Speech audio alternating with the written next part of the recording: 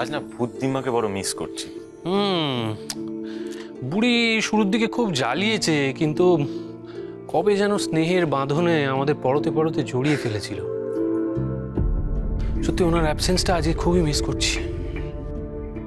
আজকে জানিস তো ওনার কাঠটা খেতেও খুব ইচ্ছে হচ্ছে। কতদিন পর দিম্মার কথা উঠলো বলো দিদিজা, কিন্তু দিম্মা আমাদের মধ্যে নেই। আর ভাবলেই কিরকম মন খারাপ লাগে।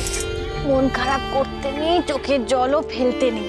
আচ্ছা দিম্মা তো নিজের ইচ্ছে মুক্তি পেয়েছেন, তাই না? মন খারাপ করার কি আছে? আমার ঠিক মন খারাপ করছে না, মানে কি বলতো, ভালো লাগছে। কিন্তু তবুও দিম্মা ছিল না, মানে খারাপ লাগার মধ্যে দিয়ে ভালো লাগছে। আমি হ্যাপি তো, সত্যি তো। দিম্মাও তো একটা ভালো লাইফ ডিজার্ভ করে, তাই না? ও চলে যা, দেখো এই সময় না মন খারাপ করতে নেই, চোখের জল ফেলতে নেই, হাসি খুশি থাকতে হয়। হ্যাঁ, এই যে এসে গেছে এসে গেছে এসে গেছে নতুন বৌদির জন্য অপ্সরা সারপ্রাইজ এসে গেছে। এই জানতে বলা হচ্ছে সব কি এনেছিস তুই? আচ্ছা গেছি একদম হাত দেওয়া বলে দিচ্ছি।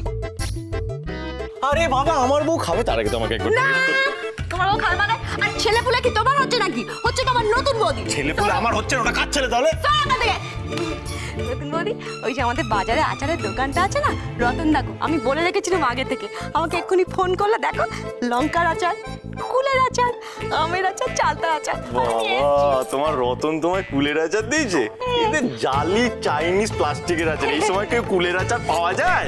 পাওয়া যায়। এসব হলো অপ্সরার ম্যাজিক। সত্যি বুদ্ধিমা চলে যাওয়ার পর থেকে এই বাড়ি থেকে না ম্যাজিক ব্যাপারটাই পুরো উঠে গেছে। একটু লঙ্কার ম্যাজিকটা দেখি। দেখেছো বৌদি, এবারে ছেলেগুলোকে দেখো কিরকম নোলা হ্যাংলা কোথাকার। বলছিল আমার নতুন বৌদির জন্য স্পেশাল। আচ্ছা ঠিক আছে, শোনো না অপ্সরা, তুমি না আর যাই করো তারকনাথকে কিন্তু কুলের আচারটা দিও না। কেন? দেখো এখনো তো সরস্বতী পুজো হয়নি, তারকনাথ যদি কুলের আচারটা খেয়ে নেয় তাহলে তো মা সরস্বতী ওকে পাপ দেবে। এটা তুমি কি বললে বৌদি? কেন গো, আমি কি বললাম? তারকনাথ এখনো ভালো করে হামা দিতে শেখেনি, ফিডিং বোতলে দুধ খায়, সে কুলের আচার কি করে খাবে? খাবে না? ও খাবে না না?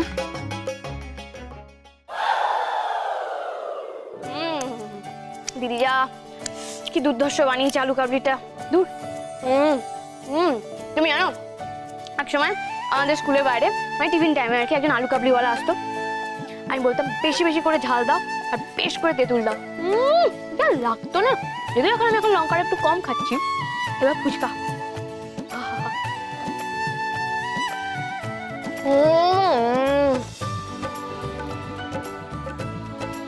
Two good.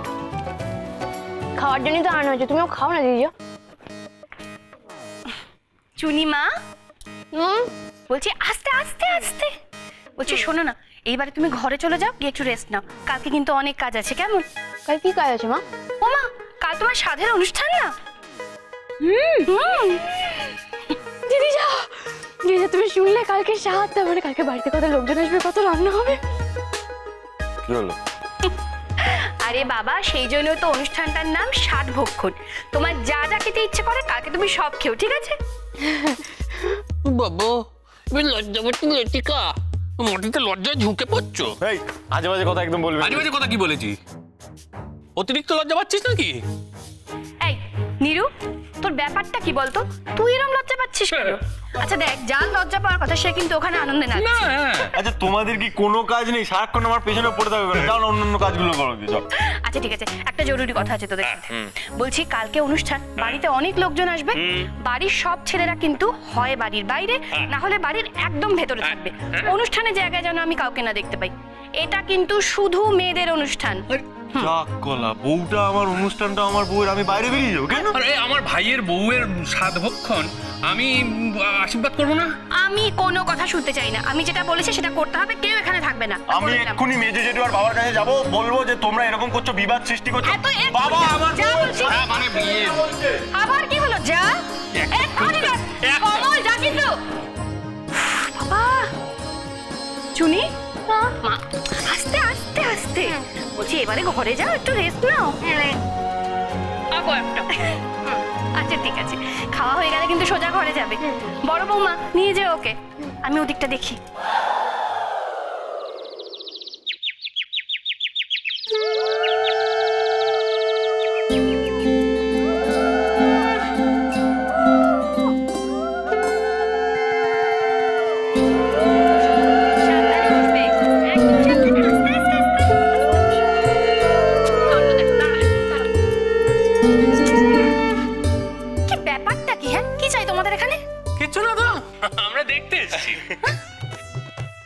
দেখতে এসছি। শোন না, এটা না একটা মেয়েদের অনুষ্ঠান, 7 ভক্ষণ, এখানে দেখার কিছু নেই। চল বেরো এখান থেকে। আরে কি বলছিস? চলে যাবে এখান থেকে। আহা মা, তুমি বুঝতে পারছো না, আমরা ভক্ষণ করতে আসিনি, আমরা দর্শন করতে এসেছি।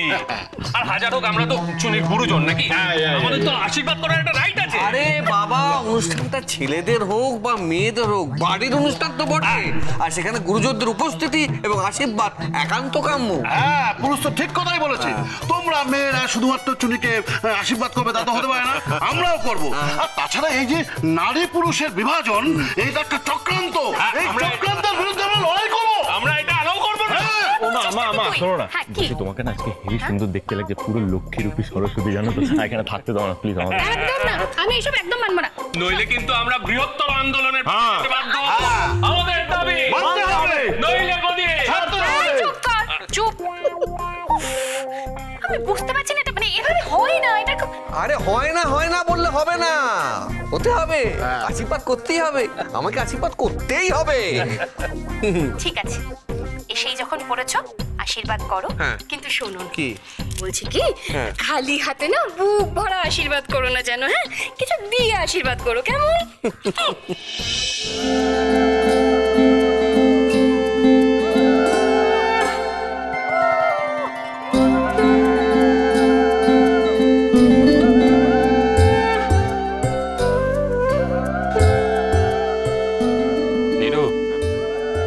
বুঝলি, এই প্রচন্ড এক্সপেন্সিভ আর হাইফাই আশীর্বাদ হচ্ছে। চল আমরা বরং কেটে পড়ি।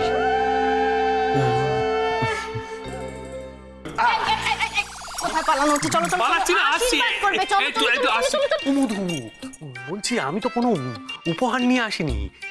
আমিও তো কোনো উপহার নিয়ে আসিনি, আমি ভেবেছিলাম ঘরোয়া ব্যাপার তুমি নিয়ে চুপ যেতে করে দাঁড়াও, উপহার নেই। না, আরে কি করছো? কম, এটা কম, বুঝলে? কম, খুব কম। ওইটা কি খুঁজছো? ওরে বাবা, এইটা কত রয়ে যাবো মধু? তুমি এটা নাও, হ্যাঁ, ওই অনলাইনে কিছু কিনে নেবে, কেমন বলছো? এলাম বলো, আশীর্বাদ। থালা থালা থালা দাও, থালা।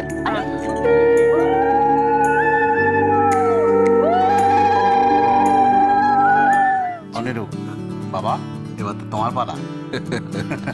ও বাবা, বলছি আমি তো কিছু আনিনি। ওরে বেটা, তুই আর নতুন করে কি উপহার দিবি? হ্যাঁ, মল্লিক বাড়িকে তুই তো এত বড় উপহার দিয়ে বসে আছিস। হ্যাঁ, সরে যাও, সব তো এখান থেকে সরে যাও। তুমি এই নাও, এটা ধরো তো মা, ধরো, খুলে দেখো, দেখো তো পছন্দ হয়েছে? খুব সুন্দর হয়েছে মা। বলো তো, এটা তোমাকে কে দিয়েছে? আপনি এনে দিলেন, তার মানে আপনিই দিয়েছেন। না, এটা আমি তোমাকে দিইনি, এটা তোমার ভূতদিম্মা তোমাকে দিয়ে গেছে। উনি আমাকে বলে গিয়েছিলেন তোমার 7 ভক্ষণের দিন আমি যেন এটা তোমাকে দিয়ে দিই। দিম্মার কথা আপনাকে বলে গেছে? শুনলে দিদিজা, দিম্মা আমাকে কিরকম ভালোবাসতো, আমি সাধে কি পরবো সেটাও আগে থেকে ঠিক করে দিয়েছিল।